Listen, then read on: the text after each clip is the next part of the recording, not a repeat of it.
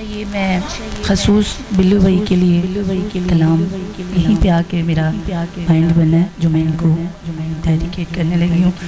अल्लाह पाक इनको अपने बच्चों के साथ अक़ल खाना के साथ उम्र की बाअदब हाज़िरियाँ नसीब फरमाए। जब भी मदीने पाक का जिक्र होता है तो इनके आंसू जारी हो जाते हैं, क्योंकि ये तड़प है।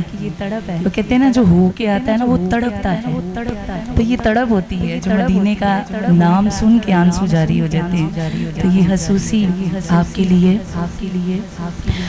मेरा गदा मेरा मंगता मेरा गुलाम आए,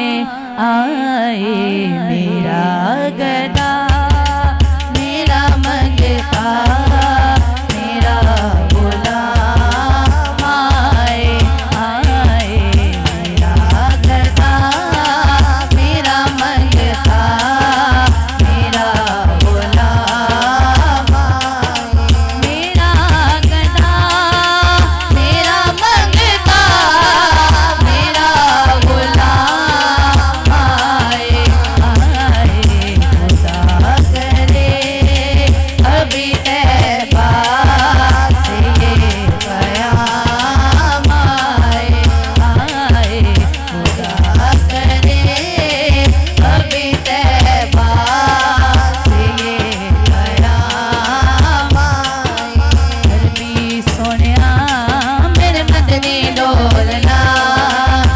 be